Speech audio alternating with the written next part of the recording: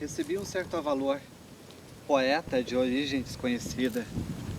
Apresentou-se inconformado. Deu-me o que julga ser a orelha de uma árvore, dizendo: conserve o seu objeto com cuidado. Informei a polícia do ato. Ele usava um casaco todo bordado de frases. Descreva o seu rosto pelo formato de um pássaro, o nariz acentuado e a barba ruiva, queimada pelo vento.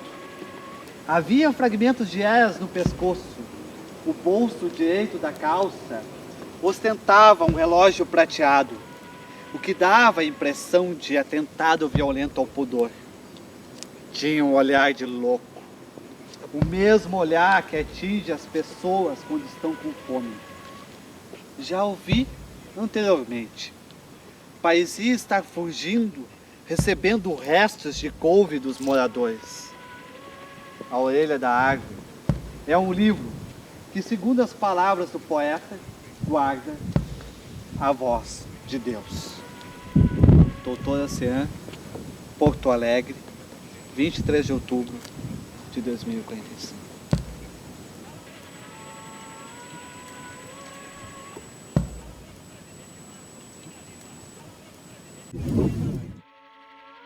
Até os 8 anos eu tinha a certeza de que a minha cidade é a minha rua. A minha rua Lajeado, em Porto Alegre, é aquilo para mim, é a minha cidade. Da escola para o campo de futebol, para minha casa. E eu me lembro que uma vez eu entrei no ônibus, meio de assalto, meio à toa. Entrei no ônibus, nem tinha dinheiro para passagem. Eu não carregava dinheiro. E aos poucos, à medida que eu ia avançando, vi, meu Deus do céu, que cidade é essa? Que assombro é esse? Que desconhecido é esse? Aquilo mexeu com tudo aquilo que eu havia construído. Foi um choque. Aí eu parei na Redenção totalmente perdido, com toda aquela população circulando. É como se eu tivesse descoberto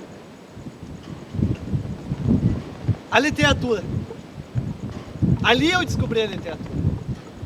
Porque ela fugiu do que eu tinha como certo, como definitivo. O centro, o início de tudo, é esta casa grande e um tanto sinistra.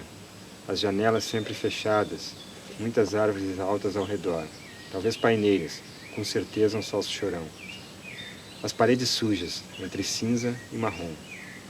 Não dá para dizer que é ou foi uma casa rica, uma casa grande apenas. A gorda vem só depois, vem da casa, como uma parte que se desgrudasse do resto.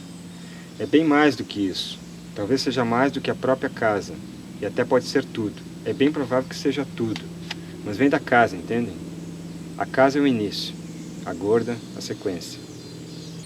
Ele foi, digamos assim, o primeiro conto que eu escrevi quando eu pensei na ideia desse livro, né, que se chamava Antes Estudos para um Autorretrato, o título inicial. E aí eu escrevi esse autorretrato, né, com a ideia essa mesmo, de retratar um pouco a sociedade brasileira. Na minha cabeça era isso, né? A coisa dos garotos tentando entrar, tentando ter acesso àquela casa, né, guardada por um cara absolutamente sombrio e também violento a serviço dessa gorda esparramada. Por mais que eu pense nisso, eu não consigo chegar a uma conclusão do porquê desse caminhar incessante.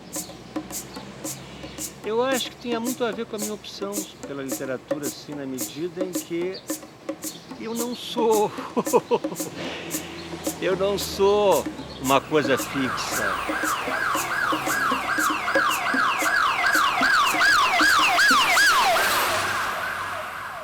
Eu sou o escritor do homem intervalar, do homem que já não é aquilo que a gente conhece como homem e nem é o homem que vai alvorecer mais tarde, que nós não conhecemos ainda.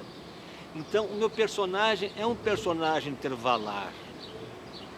Outra coisa que eu acho importante colocar também, que, sabe, chega de literatura pela literatura. Literatura é teatro também, não é preciso fazer ping-pong, pergunta e resposta para se fazer teatro.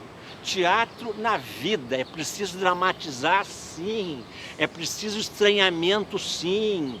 Né? Essa coisa de que a vida real tem que se impor mais fortemente do que a vida do delírio, isso é uma...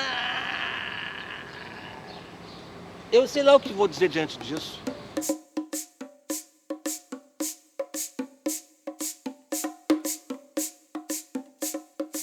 Se você não mostra o patos, a dor de estar vivo, mas mostra, porque não adianta querer mostrar isso apenas nos miolos que não são vistos por ninguém. Mostrar e evidenciar, não é? Vivas aparências, meu Deus do céu. Como Oscar Wilde falava, que mania desse homem ocidental achar que o profundo está dentro.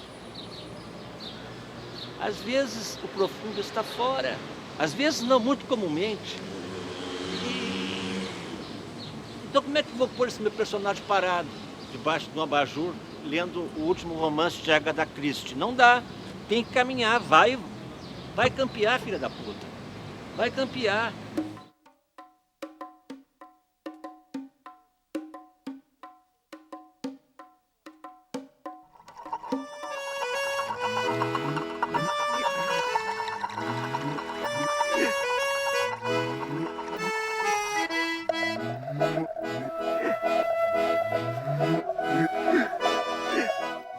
Eu observo muito as coisas, assim, eu tenho algum problema cognitivo que eu passo muito tempo observando pessoas e observando coisas de uma maneira que tudo sempre me parece muito novo e muito bizarro, assim.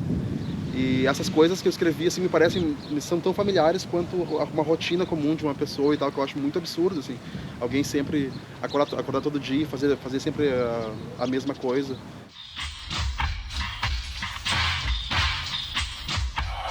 Castilho está passando a língua nas gengivas que acabaram de perder alguns dentes. O corpo todo ainda dói, e quando puxa o ar para dentro dos pulmões, sua boca deixa escapar algumas bolhas vermelhas que espocam por entre seus lábios entreabertos. Pensa em levantar, mas antes mesmo de ordenar ao seu corpo que fique em pé, percebe que a tarefa é impossível. Fecha os olhos e tenta lembrar de alguma música que case com a situação, alheio a tudo o que acontece a seu redor, às 4h30 de uma tarde de outubro no centro de Porto Alegre. Na situação em que se encontrava, precisando muito de dinheiro, não parecia o pior dos empregos. Passar 9 ou 10 horas por dia, de segunda a sábado, limpando a sujeira das cabines privê de uma sex shop. A literatura, ela não é racional. E esse livro que eu publiquei agora esse ano, né, ela foi, acima de tudo, um exercício de liberdade, de intensa liberdade, entendeu? Que eu estava muito solto na fantasia, na imaginação. Eu estou assim, descobrindo, né, o meu processo de criar, de trabalhar. Né? E a gente, eu acho que vai descobrindo até morrer.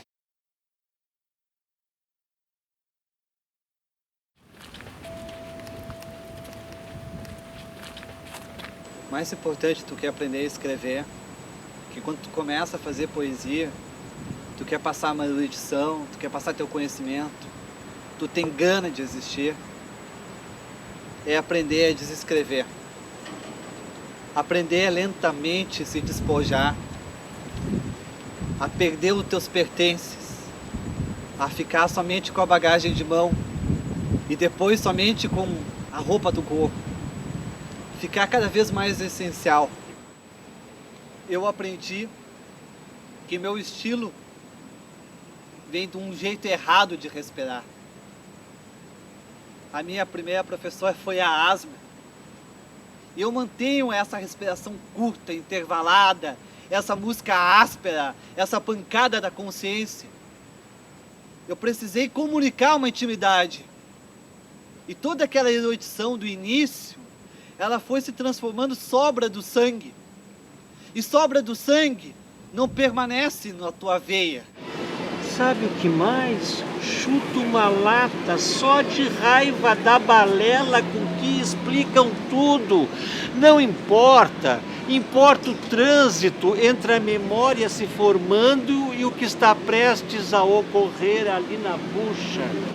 Por que eu mexo mais hoje, talvez, no resultado da escrita? Eu mexo mais porque com a idade você vai também vendo a literatura como uma coisa mental. Então, o aspecto lúdico dela, o aspecto de você fazer dela alguma coisa que lhe pareça perfeito, é um desafio profundo que com a idade se aguça. Acho que a literatura brasileira, principalmente, ela ainda está muito presa numa coisa academicista, sabe? No uso correto de pronomes e no não uso de certas palavras. Eu tenho uma preocupação forte com linguagem oral, assim. Por exemplo, no Cousas tem 2 contos que são orais. Tem o Quatro Arestas, que é um cara falando o tempo inteiro, e que eu escrevi em Porto Alegrês também. Enfim, não tem plurais e coisas assim. Acho que é importante quebrar esse gesto, assim, porque eu acho que também isso é um dos fatores que afasta as pessoas da literatura, porque na verdade ela parece que está morta, assim, quando ela não usa a linguagem do dia a dia mesmo. No primeiro e último amor, moldidos, tatuagens, avisos. Os seios me conduzindo à semelhança de um cego. Dentro de minha mulher, esquecia de ouvir o desabamento. Não saía dela para espiar se era noite. A leveza me pesava. Eu sou responsável pelas minhas palavras, pelo destino das minhas palavras. Sem fé não há poesia. Essa é a sua diferença com a prosa, sua diferença com qualquer outro gênero. Sem fé, eu não poderia dizer que o violino é uma árvore migratória. Sem fé, não faria nenhuma metáfora. Tem que acreditar naquilo. E eu acredito. Eu tenho fé, inclusive naquilo que eu não vivi. Mas é com tanta fé que eu vivo aquilo que eu não vivi. Que eu vivo o que eu inventei.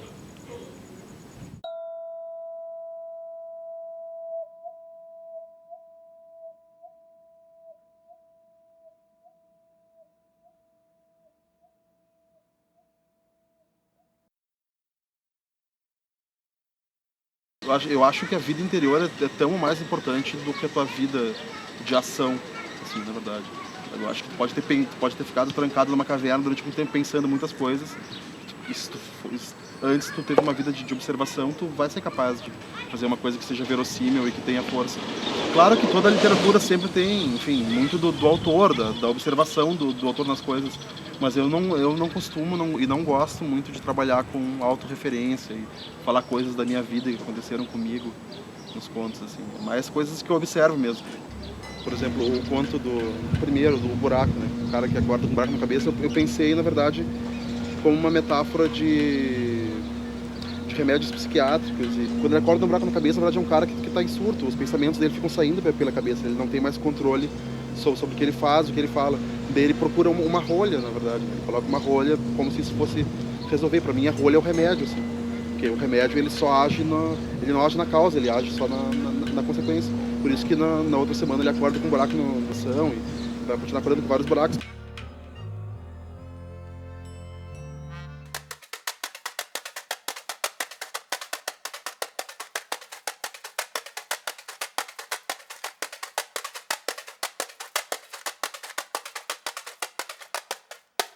Não é esse sentido burocrático que eu quero da palavra, esse sentido, digamos assim, utilitário, esse sentido, digamos assim,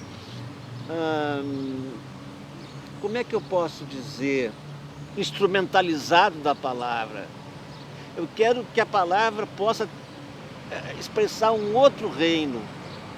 É o reino da transcendência. Por mais materialista que eu seja, eu sou materialista, eu escrevo para saudar, para celebrar o esperma, o mijo, os fluidos femininos, o que for, o menstruo, a merda. Eu acho que é para isso que eu escrevo, é fazer disso algo realmente celebratório, algo que possa servir de congraçamento, de fusão.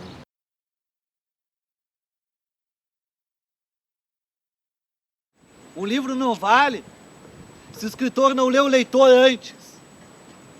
E tem que ler o leitor lendo, lento. É isso que movimenta a poesia, essa capacidade de se antecipar aos atos, de se antecipar à fúria, de se antecipar ao seu próprio tempo, de mostrar que o homem tem uma inveja desmesurada de Deus.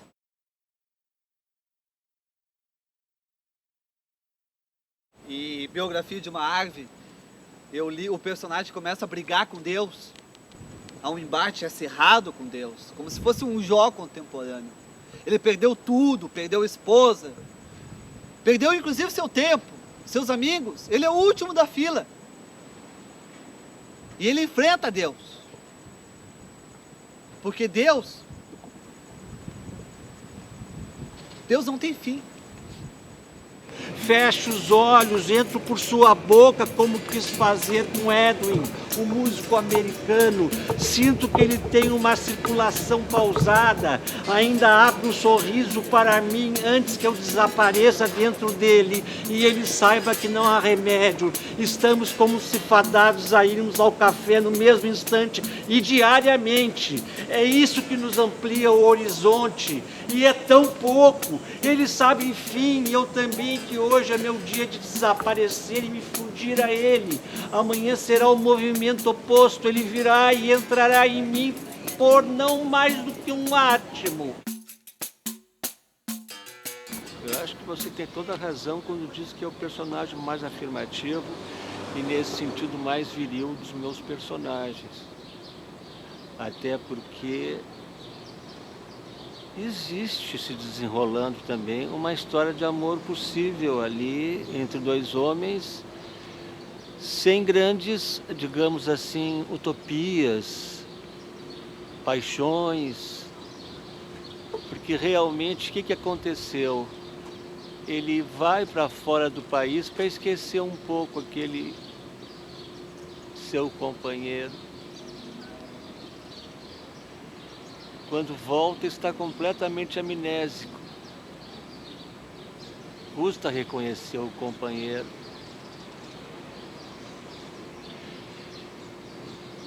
Ele tenta encarar de novo a identidade que ele deixou perdida aqui em Porto Alegre. Não que a identidade que ele tenha vivido lá fora seja falsa.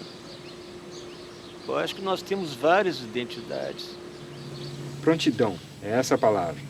Aquele homem está ali de prontidão, como um cão selvagem preso a uma correia. Calça botas e parece orgulhoso delas. Decididamente está a serviço da gorda. É inferior a ela, não resta dúvida, a sua cegueira mostra isso. A impressão é de que está à espera de uma ordem da gorda, e que até anseia por isso. Escrevo um conto, acontece uma coisa estranha, absurda, e eu digo, eu, narrador, como narrador, né? Diz, bom, que coisa, isso é uma coisa estranha, ou o personagem sentiu como uma coisa estranha. No leitor não vai causar estranheza nenhuma, porque seria normal, na lógica do leitor, é normal que o personagem, diante daquela situação, sinta uma estranheza.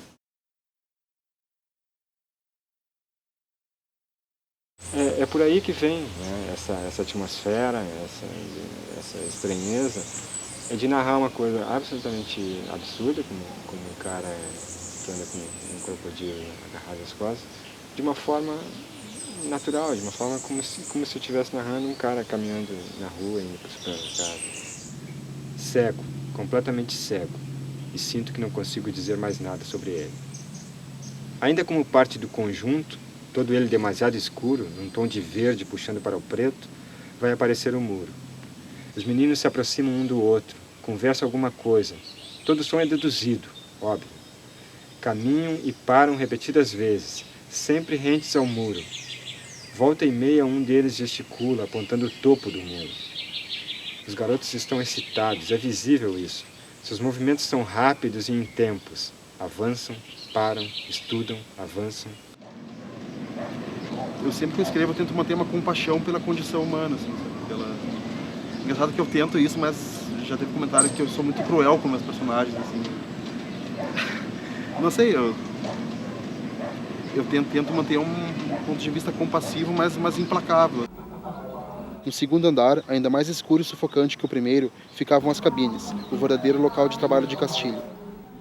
Além da TV, do relógio e do banquinho, cada cabine oferecia também um rolo de papel higiênico, para que o cliente não sujasse as roupas e por caso de acontecer algum, como se dizia, acidente. Certa tarde, quase ao final do expediente, Castilho sentava em seu banquinho no fundo do corredor, relendo o jornal da semana anterior, quando escutou um grito vindo da única cabine que ainda estava ocupada. Não era exatamente um grito, mas uma ordem, expressa em voz gutural. "Mete tudo, Madalena! Vai, vai, mete tudo, vai!"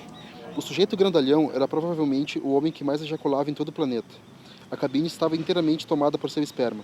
Havia sêmen grudado nas divisórias, caído no piso e, como sempre, escorrendo pela tela da TV. Com cuidado, Castilho largou o balde e os trapos do lado de fora da cabine e ficou observando o sêmen escorrer da tela da TV. Estendeu uma das mãos enluvadas por baixo da prateleira, impedindo que as gotas caíssem no piso. Sentia perfeitamente o peso de cada um dos pingos que aparava, que pareciam contrariados com a interrupção em sua trajetória até a poça cor de pérola que já se formava no piso da cabine. Antes de conseguir pensar no que fazia, Castilho arrancou as luvas e deixou que o sêmen caísse diretamente em suas mãos nuas. Quando já estava com uma quantidade suficiente nas mãos em concha, aproximou-as do rosto e deixou o esperma escorrer boca dentro. Nunca imaginou que o gosto era tão doce. Começou imediatamente a lamber o que lhe restava nas mãos e depois atacou a tela da TV com a língua. Quanto mais sêmen lambia, mais diferente ia ficando o mundo ao seu redor. Começou a enxergar pontos de luz que aos poucos iam se transformando em enormes globos coloridos, que giravam sem parar. Enquanto se ajoelhava no piso e enfiava a cara na poça, melando a barba com o gozo do sujeito de paletó, começou a escutar vozes femininas cantando melodias desconhecidas em um idioma que não parecia terreno. Sua respiração foi ficando cada vez mais curta e funda, e podia sentir o sangue correndo mais forte por todo o seu corpo, enquanto devorava aquele maná que correra poucos minutos de dentro do saco de um desconhecido. Aleluia! A música que ouvia foi se tornando cada vez mais alta. Os globos de luz tomaram conta de toda a sua visão, e só voltou a si quando o rapaz que trabalhava no balcão da sex shop lhe deu um cutucão no braço.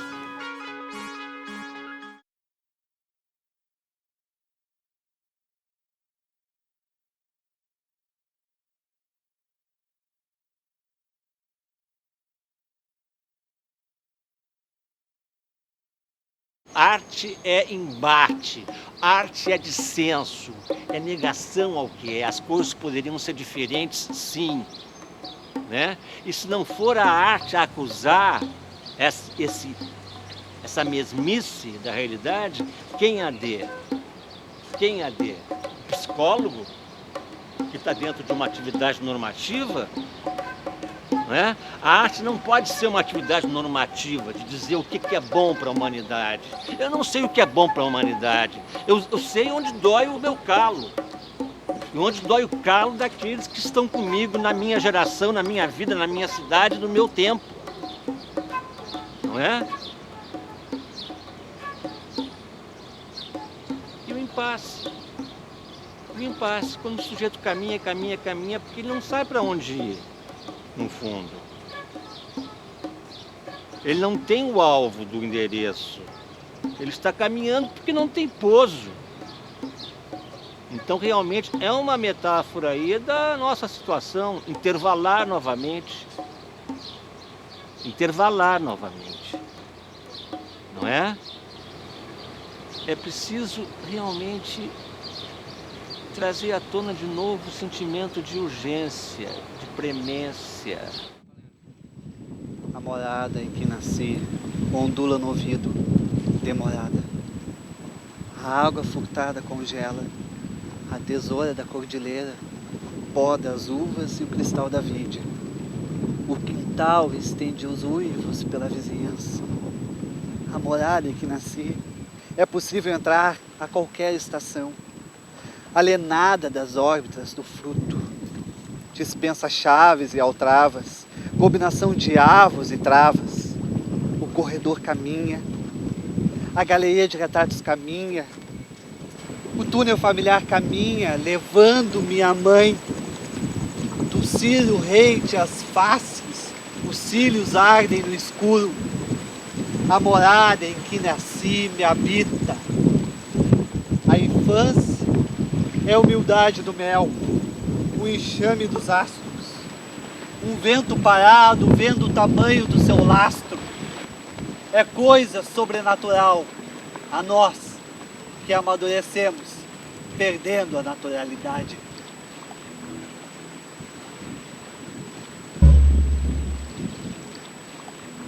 Montada num cavalo de carrossel, em seu sobe e desce, é verdade. Eu a jogava para o ar, a amparava, provocava suas risadas em cascata. Aquela euforia era tudo que nós dois precisávamos naquele minuto. Depois voltaríamos para casa e seria outro clima, mais pacífico. Voltaríamos para casa e seria outro clima, mais pacífico. Léo, ela e eu em volta de uma mesa, a brisa na janela, os dois pais dessa menina adivinhando calados que hoje parecia um dia mais do que adequado para Léo me visitar à noite no sofá da sala.